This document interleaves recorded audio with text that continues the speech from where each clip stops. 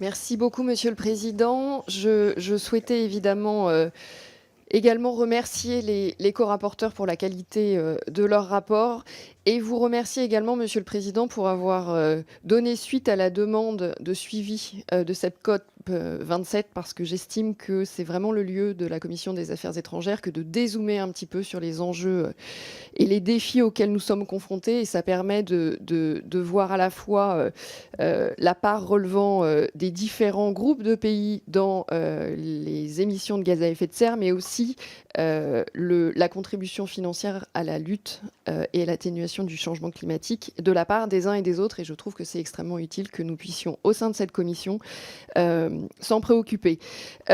Également souligner, et vous l'avez fait dans le rapport, le rôle absolument majeur de l'Union européenne, et tout particulièrement de la France, dans justement à la fois ces efforts absolument indispensables, mais aussi la part active qu'ils ont pris dans les conclusions de la COP. Alors, conclusion de la COP, évidemment, on a des regrets, vous l'avez souligné, c'est à la fois peu d'avancées en matière d'atténuation, pas de relèvement de l'ambition climatique ou encore une absence en matière de biodiversité, mais aussi des avancées extrêmement significatives. Et je voudrais vraiment souligner à quel point le sujet perte et préjudice est de nature à recréer la confiance absolument indispensable entre les pays du Nord et les pays du Sud.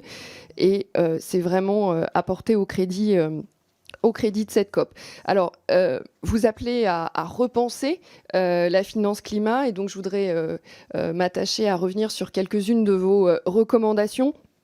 D'abord, réfléchir à l'évolution des banques publiques d'investissement et qui doit s'accompagner évidemment de nouveaux financements pour que la priorité donnée au climat ne se fasse pas aux dépens de la lutte contre la pauvreté, d'où la nécessité évidemment d'accroître les financements à travers la mobilisation de nouvelles sources de financement. Alors vous l'avez évoqué, ce sommet de juin qui a pour ambition de définir les contours d'un nouveau pacte financier à Paris, l'initiative de Maya Motley soutenue par Emmanuel Macron. Et donc je voulais vous poser la question des perspectives que pourrait offrir ce sommet en matière de nouveaux financements et notamment sur la question des nouvelles allocations générales des droits de tirage, les DTS, qui sont soutenus par la France.